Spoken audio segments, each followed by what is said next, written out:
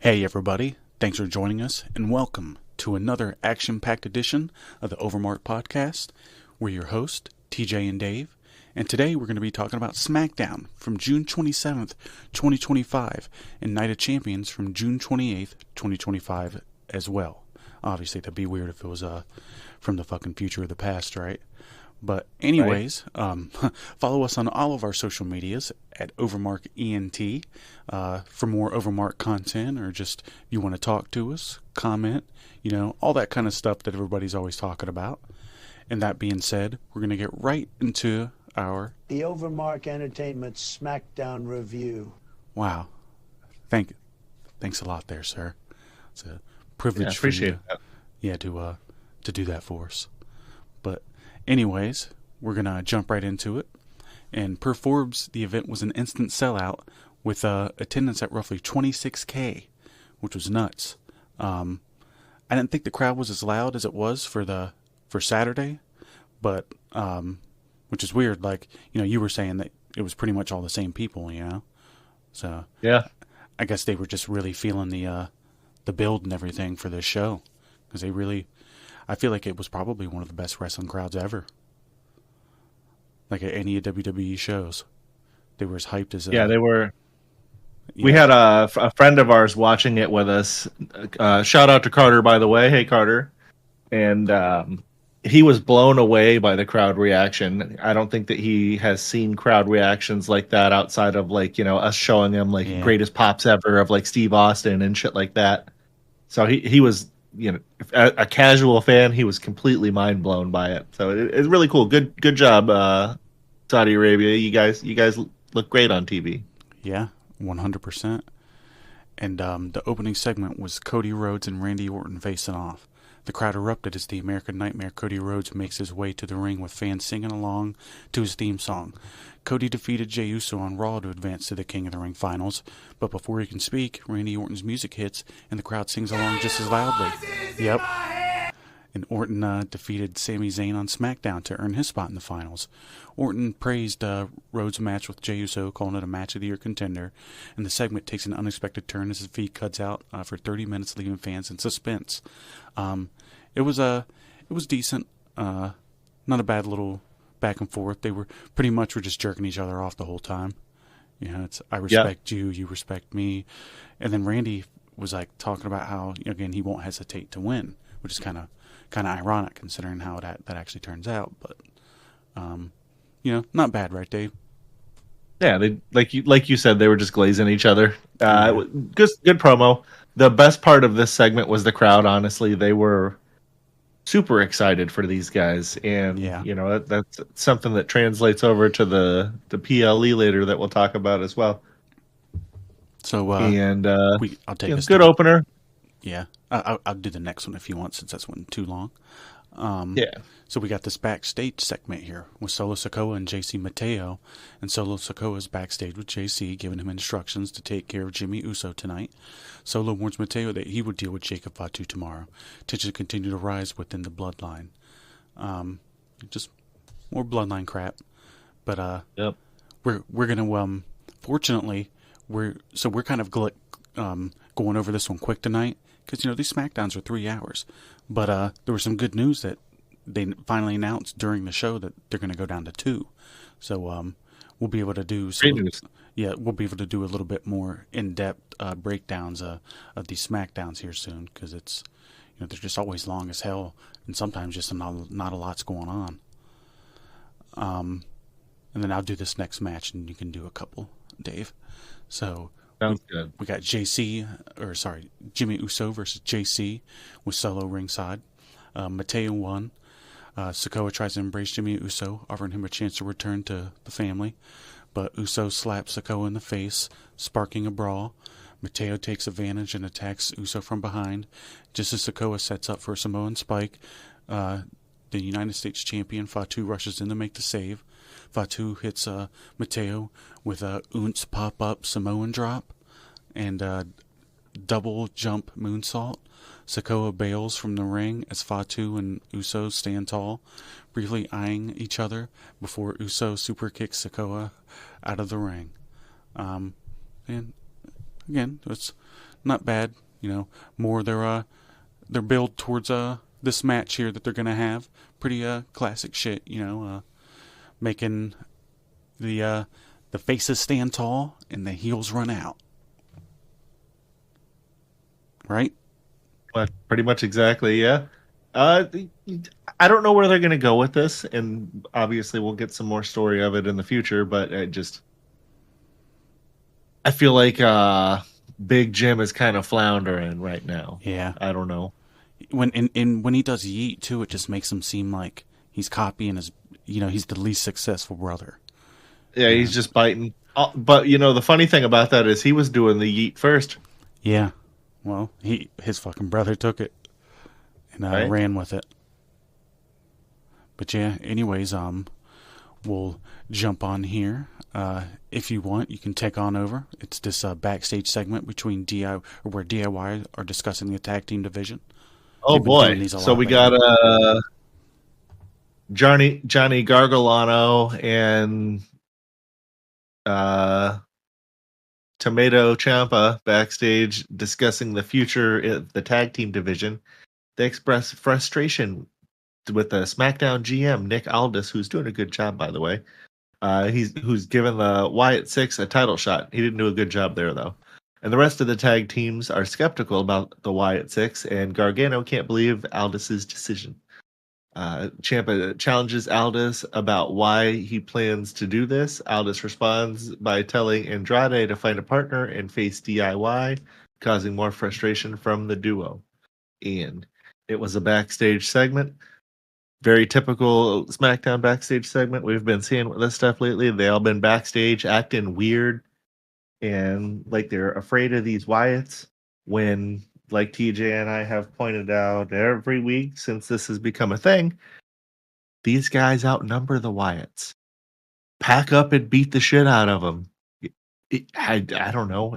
Or if they're supposed to be spooky and mystical, have them pack up to beat the shit out of them, and then something spooky and mystical that's like, also not stupid happens.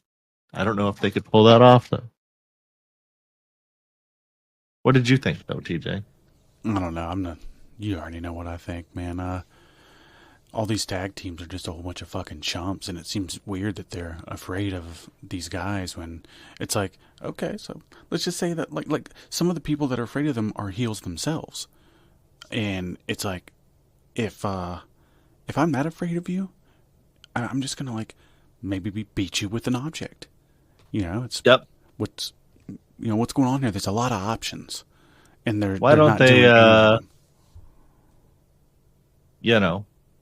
just catch them in a state like Texas, where you've got open carry, and it's like, well, hey, what's up, Wyatt? Check this thing out on my. I'm not going that far, but I'm just saying. I'm just kidding. Maybe hit them with a net gun or something like that, and then just while they're caught in the net, you could just be kicking them down there. You might remember Stone Cold did that. Yep. To the NWO dude. Hall and Nash, yeah. Yeah, brother. that would be awesome, actually. Yeah, it would. What? They could hit him with a stun gun like Goldberg. What? You said a stun gun? What? Yeah. These big mystical guys.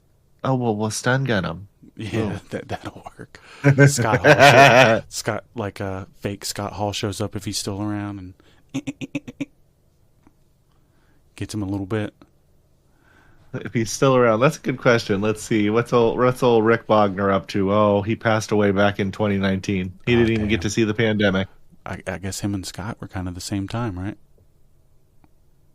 I feel like Scott's been like 20. I think he was like 21, 22. Okay. He outlived the fake one.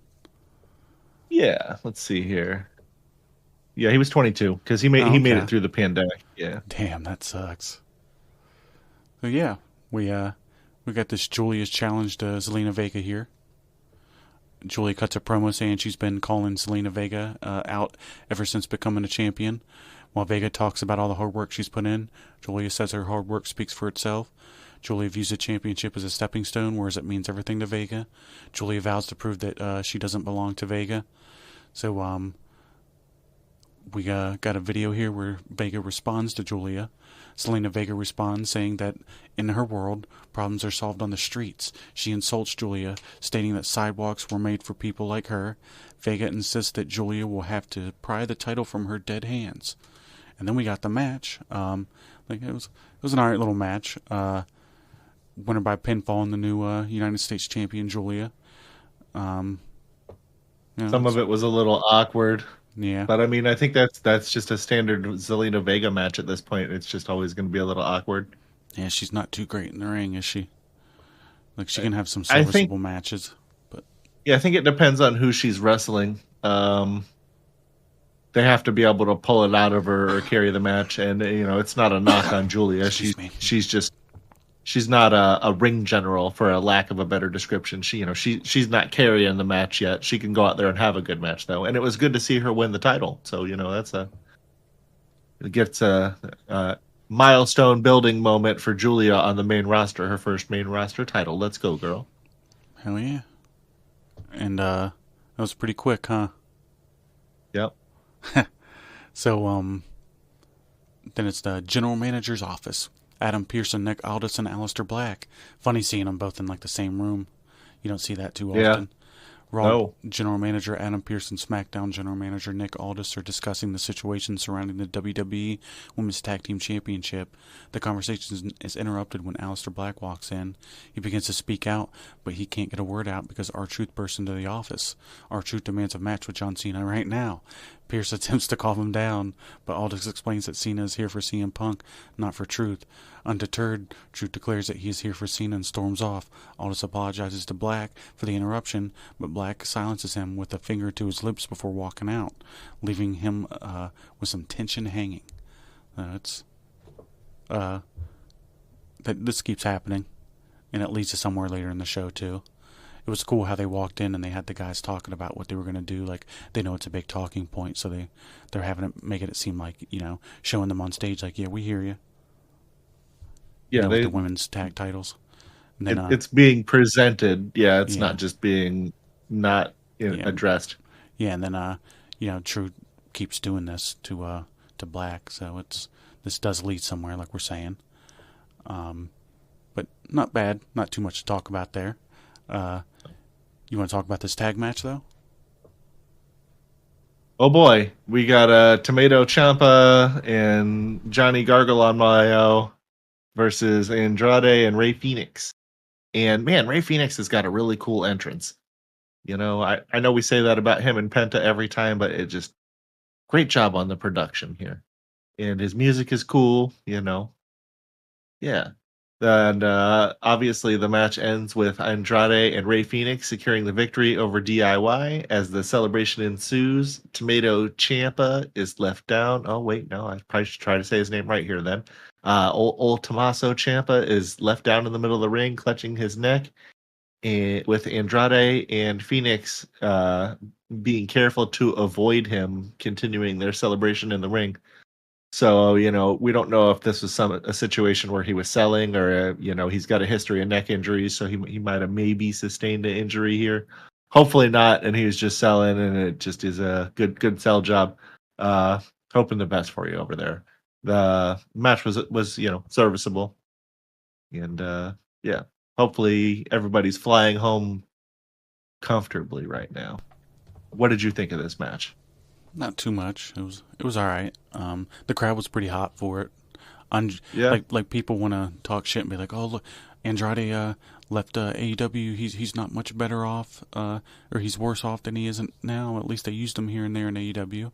It's like he actually has been put into some big matches, and he's in a situation where like he wrestled tonight, and like it's a once in a lifetime opportunity, and they were all about him. So he did get a really good pop. You are right. I think he made the right decision, Oh yeah. But not a bad match, I guess. It's tough to get into Gargano and Ciampa or whatever the fuck his name is, and so we'll jump on. And R-Truth calls out Cena. He enters the ring to a huge ovation, greeting the crowd with the classic "What's up?" He declares himself to be Ron Killings, the truth, the whole truth, and something but the truth. R-Truth calls out John Cena. However, before Cena can respond, Aleister Black sneaks up from behind Truth and knocks him out cold with the black mass. Black cryptically says, "We're even," before walking off. I'm sure they won't be. Not bad, right? No, I am enjoying this. We were saying that they were going to put him in a more prominent program, and it looks like this is going to be that more prominent program. Yeah, Aleister Black's good, and it'll be nice to see him actually in a, like I said, in a fucking program, because it just his whole AEW run, he wasn't really in a lot of them, and R-Truth's pretty hot right now, so it definitely is an elevation, believe it or not. Yeah. And that being said, we had this backstage interview with the Street Profits that you really wanted to talk about earlier. Oh boy. These guys. They want the smoke, I guess. Brian Saxton catches up with the WWE Tag Team Champions, the Street Profits. He asks about the Wyatt Six, and Montez Ford responds, saying it's been 4 years since they had Tag Team Gold, and any team that thinks they can take the titles from them is out of their minds. Angelo Dawkins adds that the Wyatt Six are a threat, but one they'll eliminate. And then B-Fab walks up. She's still there. And she is reassuring them that she has their back. So, what, she gonna fight Nikki Cross, I guess? I don't know. Yeah. Maybe. But boy. Also, this goes back to what we were talking about them all packing up and just, jumping their asses. Hello? You even got the chick to fight them. Anyway. Do you have anything that you would like to get Not in really. about this, or do you? Okay. So then, what's there to talk about? Well, talk about changing the channel when they come on. That's about it. But anyway, we got another backstage segment because this is a 3-hour show still, and then we got Aleister Black and Damian Priest. Aleister's backstage walking when he crosses paths with Damian Priest. Priest comments about how Black must be feeling tough after his actions, and Black warns Priest that if he's truly a friend to Truth, he should advise him to stay away, and Black claims that the debt is repaid. Priest tells him to face him next time instead of sneaking around. The tension builds as Priest blocks Black's path. That's hard to say for some reason. Letting him go only after a brief standoff. Carmelo Hayes then approaches Priest, telling him to let R-Truth handle his business. Priest warns Hayes to walk away, but Hayes retorts, "The truth hurts." And this is a who's who of upper tier and mid tier guard guys. I guess they're trying to elevate some dudes. Not a terrible little backstage deal. I still am not crazy about Mello, but maybe he'll grow on me. He at least can go in the ring. Do you have anything that you'd like to talk about this section here? It's just a backstage segment with some guys. Yeah, it sure was. Well, and then I know earlier you were talking about how excited you were for this match, so why don't you talk to us about it? Wow. The WWE Tag Team Championship match between the Street Profits and the Wyatt Six. This was a no contest. The match between the Street Profits and the Wyatt Six turned chaotic as DIY pulls Angelo Dawkins out of the ring, leading to a full-blown brawl that caused the match to be thrown out. Eric Rowan enters the ring, clearing house and taking out multiple competitors. Frax him in the Motor City machine guns. That's a good description. Yeah. Eventually managed to knock Rowan out of the ring. Frazier hits some kind of suicide dive on Rowan, but he's caught. And he wasn't caught in the suicide dive. He was caught peeping in the ladies' locker room. Uncle Howdy enters the fray, hitting Axiom with some Sisters Abigail. And the Street Profits respond, knocking Uncle Pouty out of the ring. Dawkins hits a somersault senton on some of the tag teams. And then Ford flips over the ring post as a forward focus, taking out the rest of the competitors. The Street Profits stand tall in the ring, having cleared some of the chaos. So it was really descriptive there. I'm not quite sure why they attacked everybody else. Yeah, you like how I kept throwing in some Just making it seem like Yeah. But I don't know. You tell me. When I was Well, watching, I only was interested in some of this match, mostly the part where it ended.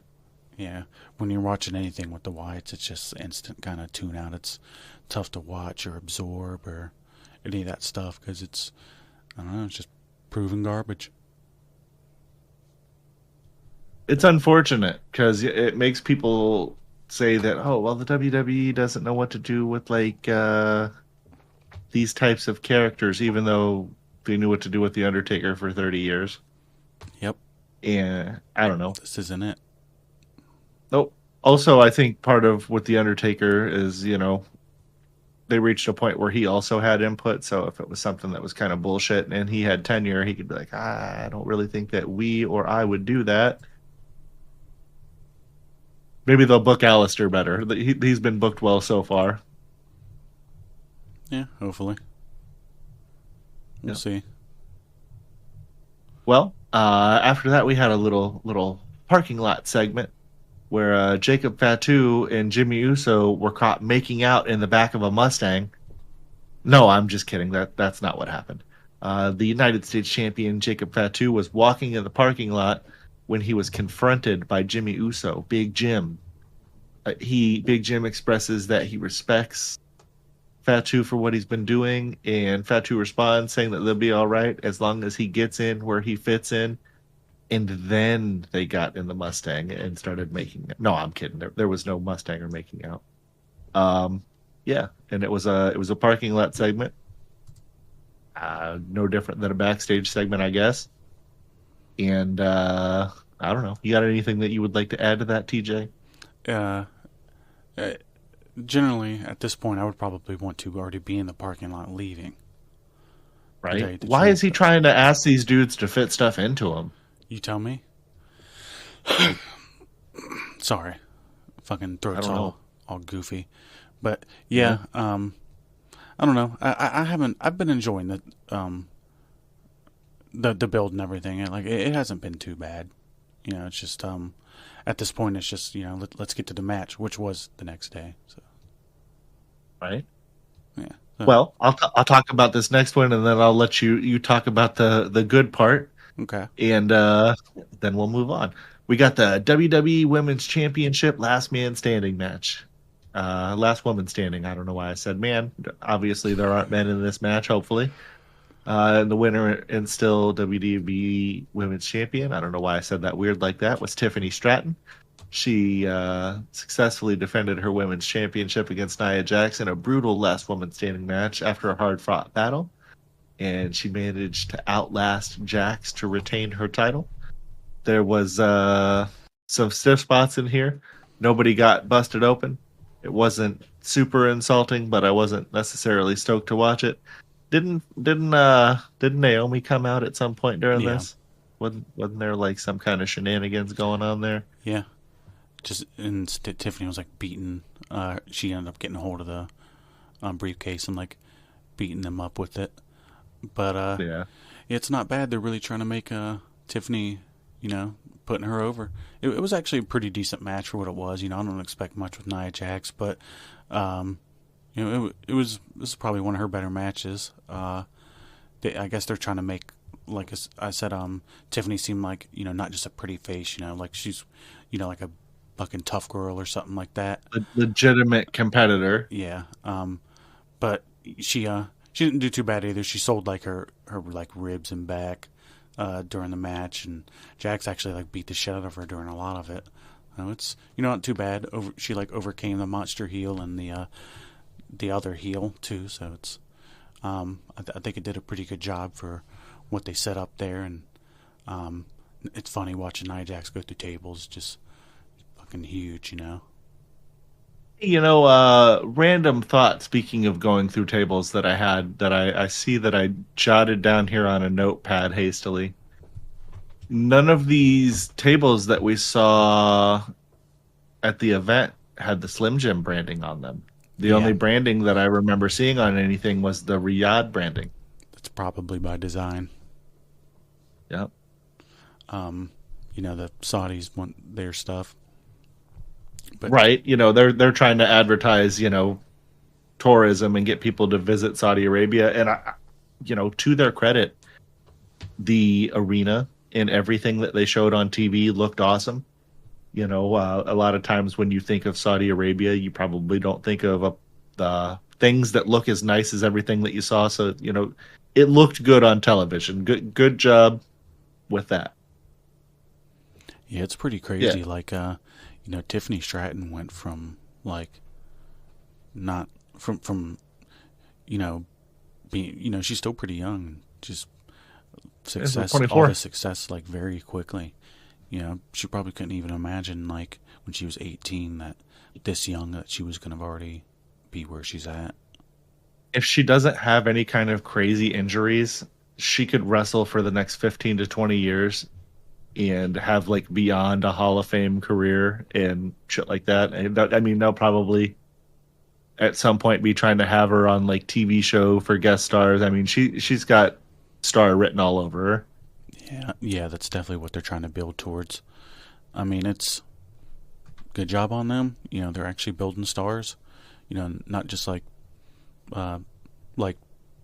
small stars. Like she's gonna end up being a pretty fucking big star. Like a program between her and Rhea Ripley is gonna be huge. This is also a testament to how well that they're scouting and developing talent and how good of a job that they're doing down at NXT. Yeah, Matt Bourne or whatever. What was his? I forget his character name. Albert. I don't think it's Matt Bourne. Really? That was Matt Bourne was Doink the Clown. Oh well, I don't know. Maybe I'm fucking up, but either way, Albert. He's like Matt Bloom. Matt yeah, Bloom. That's it. But I had to think about it for a minute. But yeah, he's their head guy, right? Like he's the guy running NXT, I believe.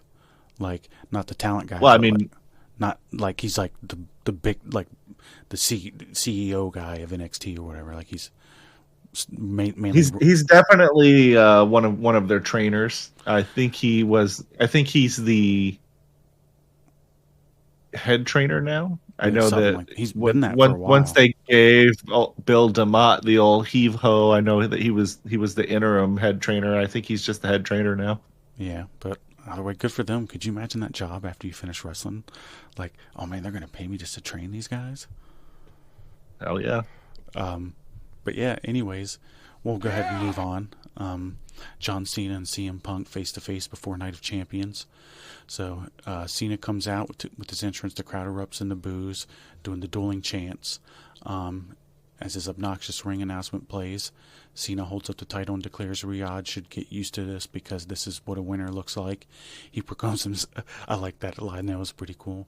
He proclaims himself a genius, saying CM Punk is a loser who's outmaneuvered and outcornered.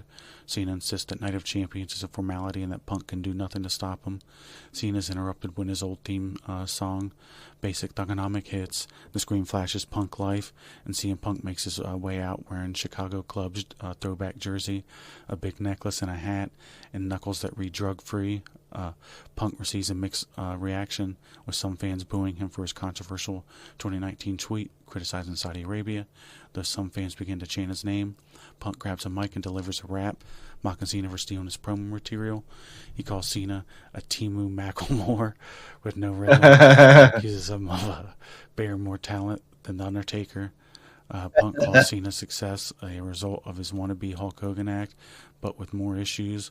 Punk rips into Cena's acting career, claiming Cena will never be as good as Batista, and mocking his movie roles, calling them straight to DVD. And the crowd increasingly chants CM Punk. Punk calls Cena a fraud, claiming he's never been in Punk's class. He also mocks Cena's "You can't see me" catchphrase, declaring that it's over and that they all see him for what he is, a washed-up bum. It's insane that he remembered this whole thing. I would never be able to do this. Nope, it was a great promo. Yeah, Punk reflects on the legendary pipe bomb promo from 14 years ago and says Cena's nothing more than a leech and an ass kisser. Despite his 17 World Championships, Punk taunts Cena with "You can't see me" gesture, and ends by declaring he will defeat Cena at the Night of Champions. The crowd loudly sings Punk's theme song as he stands on the barricade and does Cena's old Thugonomics pose. Cena watches coldly from the ring, and tensions between the two growing as Night of Champions approaches. But yeah, it was people were sitting there trying to call like Cena's promo from the other day like one of the best promos ever, or the best. It's like this one was fucking way better.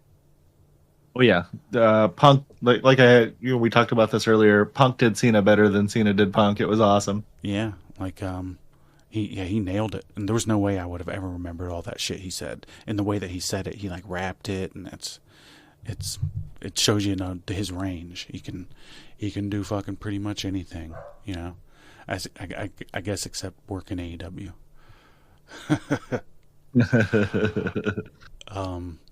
But yeah, well, it was a decent SmackDown, and it didn't blow me away or anything. The place looked amazing. The show was all right, better than average, just because the setting and some of the matches, I guess. The crowd helped. But yeah, overall, it was all right. I'd probably give it like 6, maybe 6.5. Yeah, it's like an average, little above average show. Yeah, and we can go ahead and move on. Kind of stinks, I guess. Donald forgot to send us the thing about that, so that'll conclude the OverMark Entertainment SmackDown review. And we'll go ahead and jump into the WWE United Champions review. Well, he does have one thing about this, though. Yeah. An OverMark Entertainment exclusive. Yeah, he did do that, huh? Yeah. So we have our OverMark Entertainment exclusive here, which is the WWE Night of Champions from June 27th, 2025. Performs the event was an instant sellout, same deal as SmackDown. Roughly over 26K. It's in the Kingdom Arena. That's crazy number, by the way. Yeah, Riyadh of Saudi Arabia. The crowd was hot almost the entire show. King of the Ring tournament final. This is like the perfect way to open this shit right here.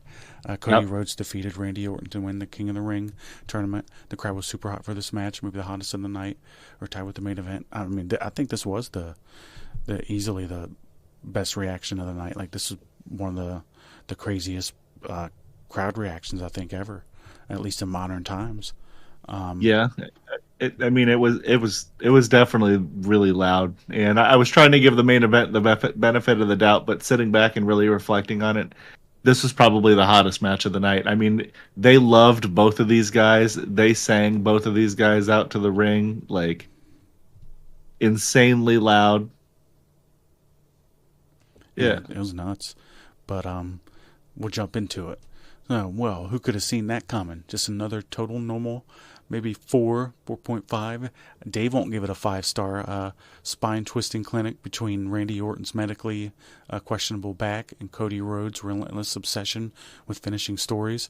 Honestly, it felt like Orton's vertebrae displayed or deserved some hazard pay here. Randy spent the entire match reminding us that his back is held together by prayer and Casinso tape. And Kinesio tape. Okay, what the fuck? And while Cody played the role of a chiropractor with a grudge, seriously, the man attacked the back like it personally insulted Dusty Rhodes. Orton somehow still managed to hit 2 RKOs, which Cody kicked out of because apparently kicking out of RKOs is a new rite of passage. What's next? No selling an RKO off the top of a ladder into thumbtacks. Actually, probably don't give him any ideas. Of course, in true veteran fashion, Randy grabbed a chair and tried to MacGyver the steel turnbuckle into a murder weapon. Unfortunately, that plan backfired like a 2002 Windows PC, and Cody promptly turned it into a Crossroads steel chair edition for the win. Cody winning wasn't a shock. It kind of his thing now, with the crowd booing him. That's different.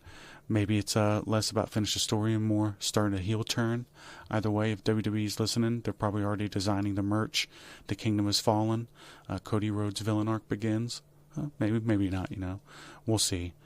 I think that maybe you don't fix what isn't broken. The face things fucking works. He's getting big ovations usually anywhere. It's just he's going against Randy Orton here.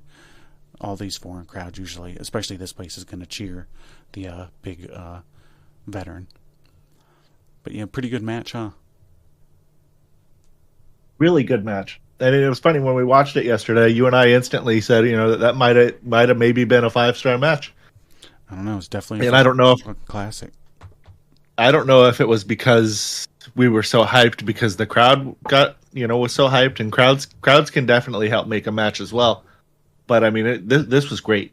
I mean, if you've listened to our show at all, I know we haven't been around for very long, but I know that you guys don't hear me saying that about these matches very often. And this is a good example of a great match, a great WWE style match, I should say. That way I can at least have an out if people, reference other stuff.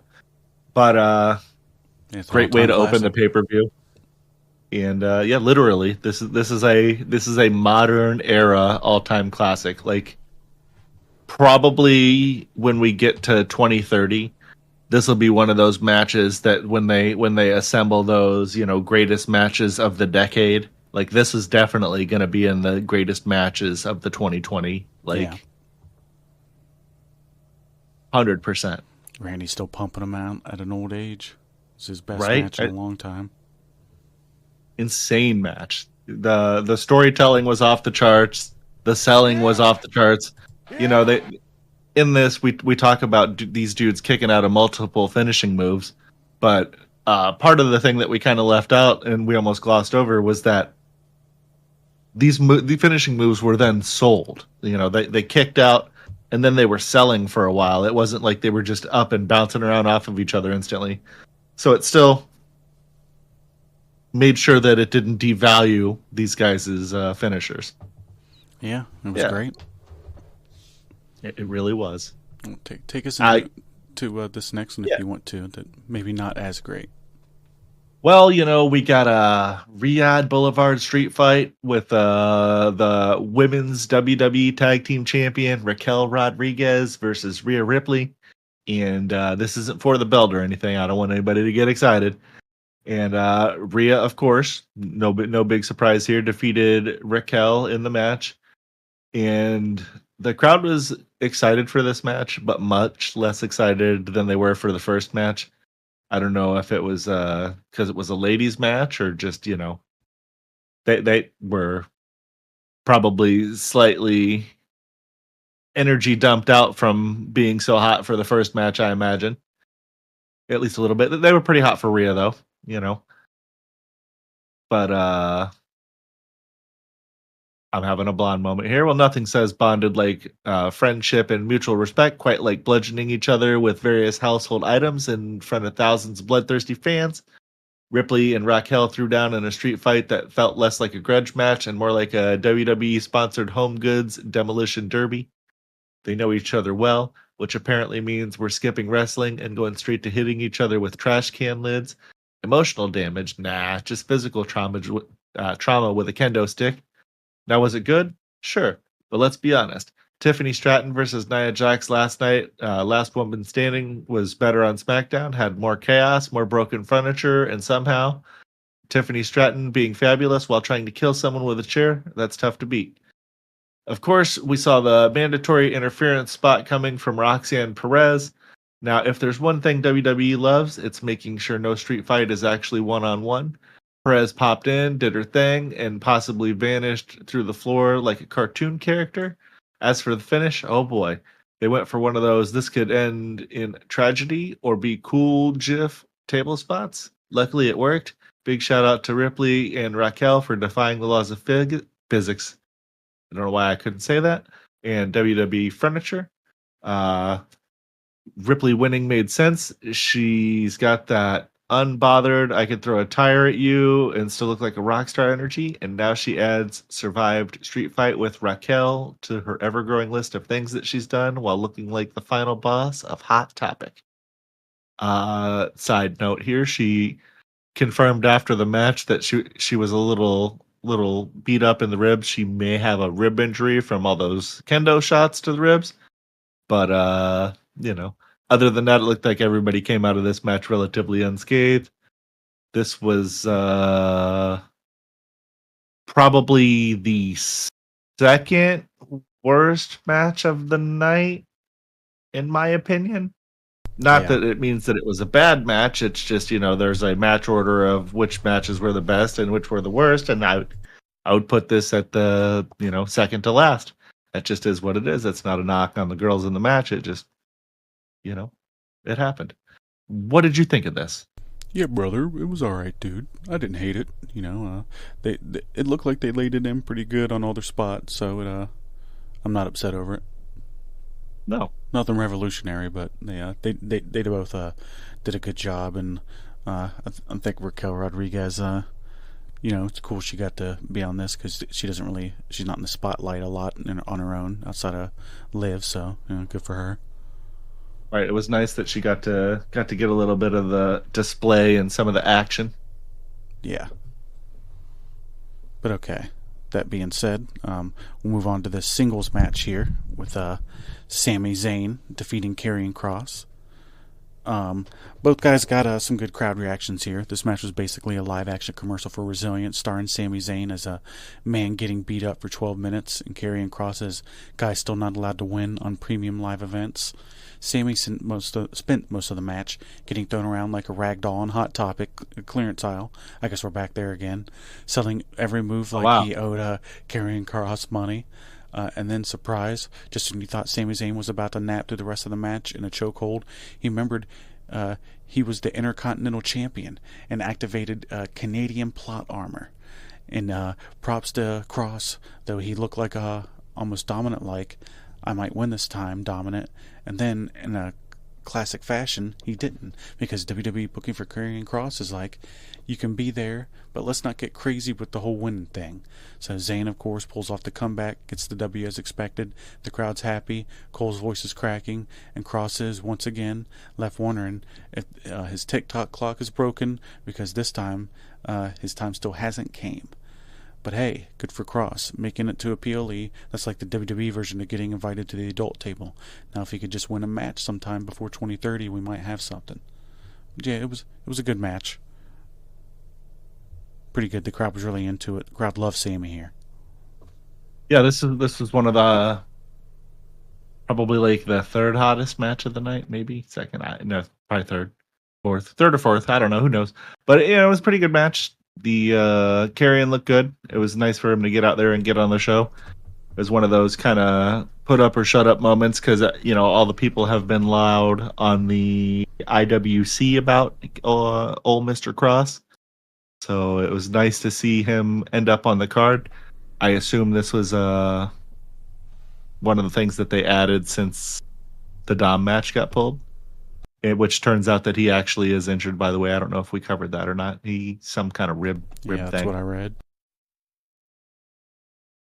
So he's actually hurt. He didn't. Him and AJ didn't pull out of the card because they didn't want to go.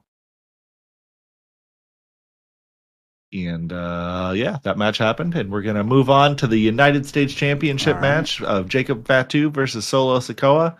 And in a surprise turn of events, Solo Sikoa defeats Jacob Fatu to win the United States Championship.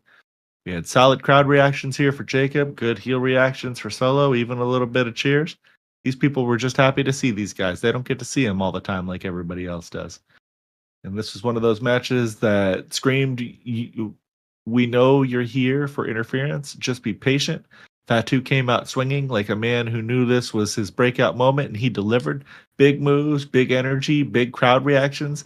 The man wrestled like he was auditioning for the final boss in WWE 2K26. And then there's Solo Sikoa, who continues to play the role of the guy who looks perpetually annoyed that he's in a main event style match. He's fine. Really. He's just not here to wow you with flips or emotion. His moveset consists of punches, stares, and waiting for his cousins to run in. Pretty accurate description. And speaking of which, yes, the Triple H special. Just when things were heating up, we got not one, not two, but a whole team of Bloodline extras charging in like they were late for catering. Because heaven forbid Solo win the title without three dudes in a steel chair doing half the work. Hikuleo showed up. And I had no idea who the hell this guy was. And he showed up when everyone except a couple times. Oh, okay. Usually NJPW. Yeah, I gotcha. Because shock value is overrated and predictable interference is practically traditional at this point. Like clockwork, the ref distracted, chaos erupts. This has become an AEW match. Solo still hits one move and boom, new U.S. champion. Incredible. If you've seen one Bloodline finish, congratulations. You've basically seen this one too. But hey, it does protect Fatu, who didn't lose clean and now gets to angrily demand a rematch while Solo tries to remember what belt he's holding. Everybody wins except Fatu and Logic. This wasn't a terrible match. I wasn't crazy about all the interference. And this Hikuleo guy, they're calling him like Tala Tonga or something like that. They said on the after show. I think it's Tala Tonga. So they got another Tonga guy. The other Tonga guy came back. Well, there's another. So they're gonna have. Too. They're gonna have. Well, no, that was one of the dudes that came back. There was two. But there was two of them of those Tonga guys. Yeah, Tongaloa, Tamatonga, and now Talatonga. Yeah, I don't know. I don't like that stuff, man. Holy you need shit! to differentiate these guys. Those names aren't. We're all white here watching the fucking show for the most part. And then we're just like, it's just tough to follow that shit for me. But I don't know. We'll see. I don't think it has to do with being white or not. I think it just has to do with there's three guys with super similar fucking names, and Stone Cold Steve Austin had to change his name from Steve Williams to Steve Austin because there was already a Steve Williams on the fucking card. So probably same idea here. I don't know, but they whatever. I think Hikuleo's a better name, man. I like Hikuleo more than fucking that. I can makes me think of Family Guy. This may be an obscure reference. You'll probably get it. You usually get my references, but there was like a cutaway joke, and it was like Hikadula. Yeah. What does Hikadula mean? Yeah, so that's what Hikuleo reminds me of. Family Guy. That's funny. That's an older one. So I'll take. Shows you how long it's been since I watched it. Yeah. I'll take us into this next one here, though. Oh boy. Yeah, it's the Queen of the Ring tournament final with Jade Cargill defeating Asuka to win the Queen of the Ring tournament. The crowd was completely dead, mostly dead for this match. When Asuka got some offense, they were into that, but no one cared, and neither did we. This match had all the excitement of a mid-card Raw segment sandwiched between a backstage interview and a Sonic commercial. It wasn't bad per se. Just the kind of match that you watch while checking your phone and wondering if the main event's up next. The crowd, who had been on the most fire almost all night, collectively decided this was the designated bathroom break. By the halfway point, they were quieter than a Carmella push. Asuka, a little legend, was out there trying so hard, wavering, yelling, gesturing like she was hailing a cab, anything to get the fans to acknowledge her existence. Meanwhile, Jade Cargill continues to her run as the creative wrestler with maxed out stats but no crowd connection. She looks the part, hits her poses, and wrestles with all the charisma of a malfunctioning Terminator. The crowd response, somewhere between a polite cough and the sound of someone opening a snack. The finish, honestly, the best part. Asuka went for a signature hip attack, and Jade caught her clean with a textbook Jaded. The one moment where it felt like someone hit the wrestling button. Of course, Jade won because push first, polish later. So here we are. Jade Cargill continues her meteoric rise to the top of the division, powered entirely by vibes and entrance gear. She might not be ready, but hey, at least she looks like she is.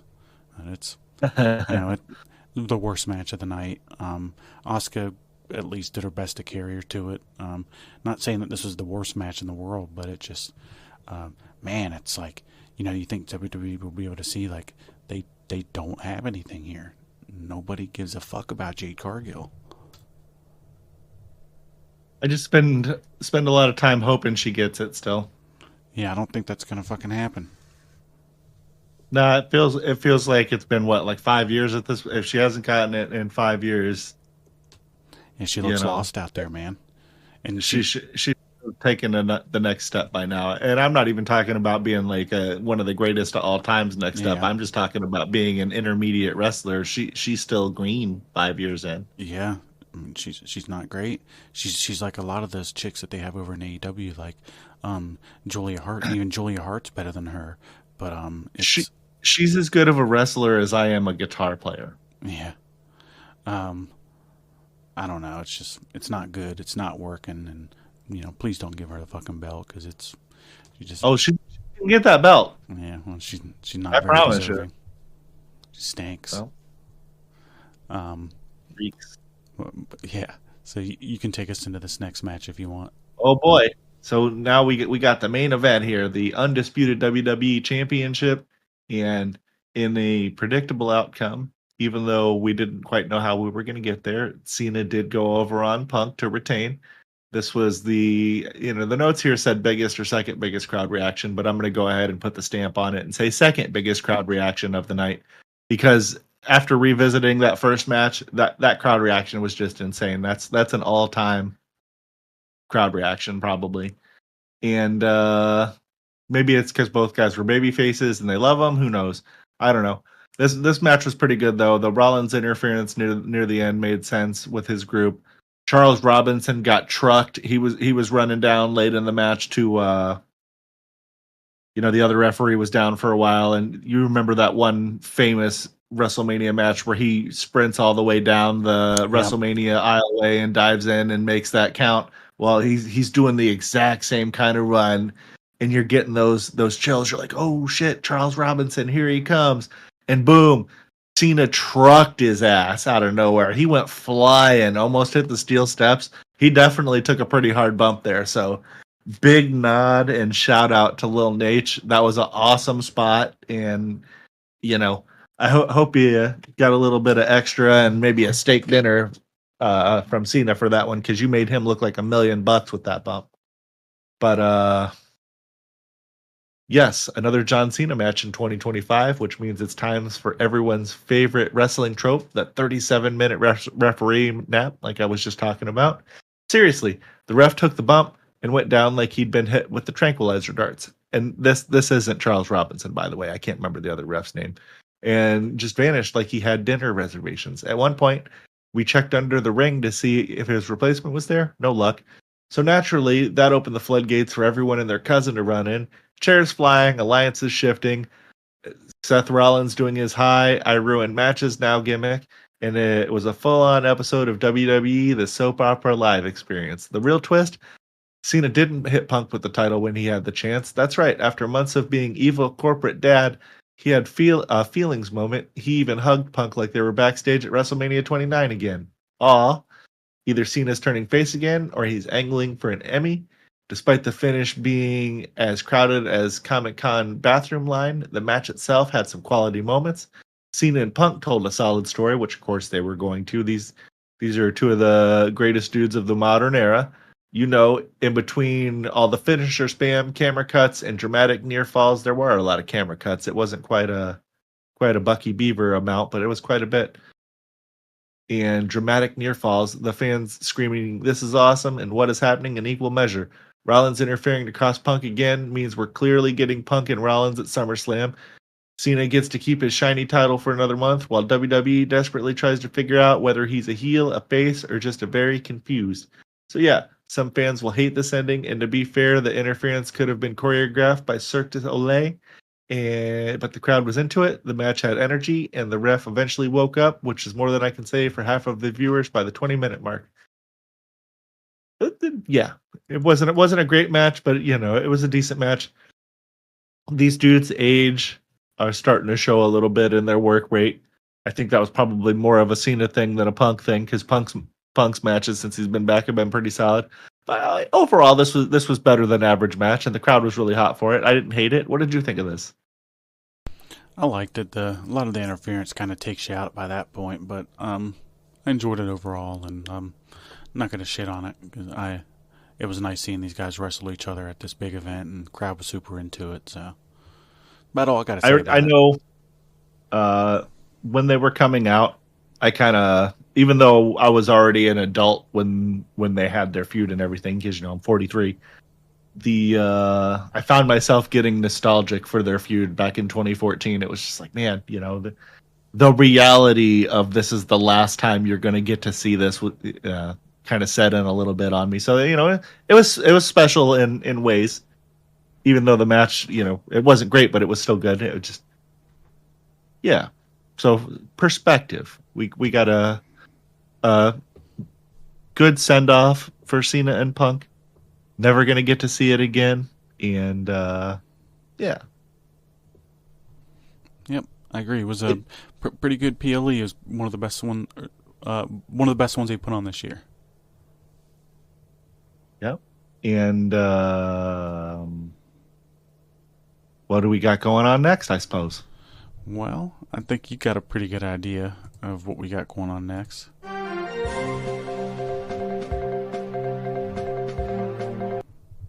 Oh, wow. Yeah, so we got a little bit of news here. And that being said, to top off the news, we've got an OverMark Entertainment exclusive. which was the WWE talents departing Saudi Arabia after Night of Champions.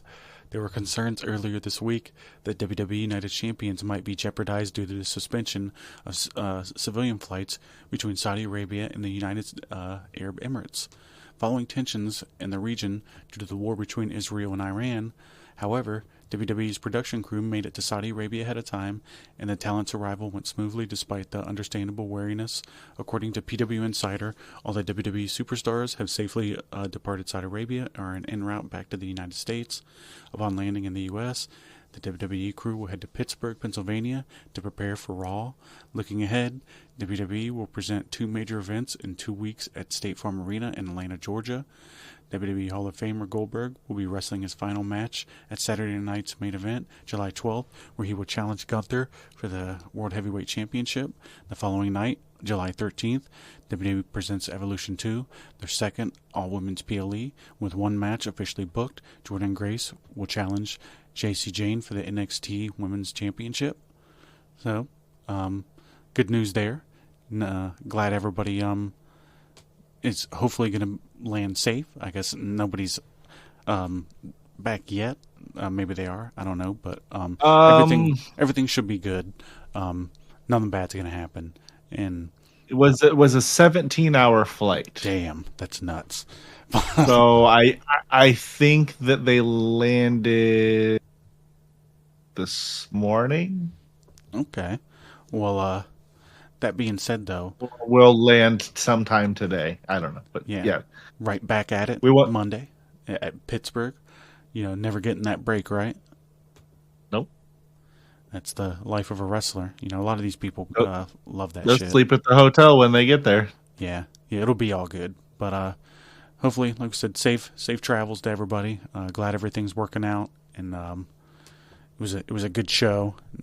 We'll go ahead. Congratulations on the successful show and successful travel, and everybody being safe, and there being no goofy issues. Like TJ and I were saying earlier in the week, we didn't want to have to make some kind of horrible news segment that nobody wants to have to make, and it looks like we didn't have to. So that's awesome for us and for them. Yeah, and that being said, we can wrap that segment up here, and we're going to move on to the next one, which will be an OverMark Entertainment exclusive. Oh boy, we are digging deep here. We got Liv Morgan. Everybody loves Liv. She undergoes a successful shoulder surgery, so she's had the surgery now, and WWE, obviously sends her to the best doctors they can, and she has stated that she has started her rehabilitation process. The news was confirmed by physical therapist Kevin Wilk from Champion Sports Medicine, who shared a photo. I don't know why I put a G in there. It's photo, Dave, with Morgan on Saturday, which was yesterday. The injury occurred on June 16th during the match against Kairi Sane on Monday Night Raw. Wilk, who will assist in Morgan's recovery, confirmed that the surgery took place at the renowned Andrews Sports Medicine in Birmingham, Alabama. That's where all of these guys go to get fixed up. Morgan, 31, is now focused on her rehabilitation as she works towards returning to action. And, it's going to be probably a good 6 months before we see her. And like TJ and I keep parroting, Royal Rumble. It's an easy story to tell. She's a surprise return at the Royal Rumble. I mean, when somebody goes out in the middle of the year and they have a 5 to 6 month injury, they usually come back at the Royal Rumble. So we'll probably see her and Chad Gable both back at the Royal Rumble. So a speedy recovery for her. Hopefully the rehab goes well. I know that it can be tedious and daunting, but yeah. You got anything that you'd like to add about that little special news segment there, TJ? Oh, are you talking about an OverMark Entertainment exclusive?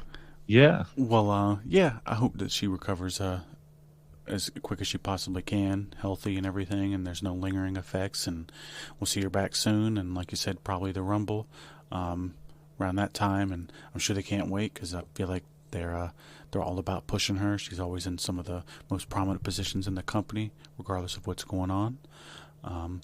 But yeah, overall, get well soon. About all I got to say about it. And I guess that being said, we'll wrap up our breaking news segments.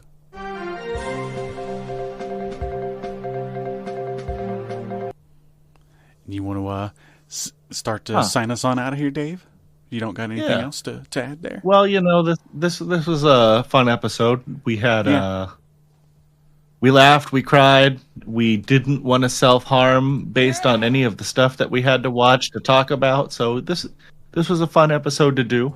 Might not have been as fun for everybody to listen to as if the episodes were bad, but it is what it is. Thanks, TJ. No problem. I know we've been talking about it every episode. It's been real hot. TJ and I are working real hard, and just appreciate everything that you do. You're the man. Are you getting the 4th off? Yes, I'm on call that day. Oh, that sucks. But well, I'm not on call this week, so it's myself and my peers swap. Every week he's on, then I'm on, etc. Yeah, I'll be getting time paid for that off, so I'll only be working 4 days this week, which will be nice. I'm sure I'm going to be fucking. Yeah, I'm sure I'm going to feel dead by that day, but we'll see when we get there. Hopefully, it's not a bad week. We did a lot of really hard shit last week, so maybe it won't be as bad this one. We'll see. Either way, the heat really fucks me up, but just a couple more months to go. Fucking July, August, and September, and it should get a little better. Stays just fucking hot down here, miserable. But yeah. That being said, I'll hit us off too. Did you do the call to action on the social media? No. So make sure we do that. Everybody go follow us at OverMark ENT and like, comment, and subscribe to our videos, please, so that we can defeat that nasty, smelly algorithm dude. This is what I want to. He's a stick. You want to fucking do to Al? Just beat him up. Yep. But yeah. Anyways, we appreciate you guys. Appreciate you, Dave. We'll be talking to you soon. We'll be here Tuesday, and you'll hear about our Raw shit and whatever else stories we got going on and news. And that being said, we're gonna get out of here. Appreciate you guys. Have a good one. We're out of here. See you guys later.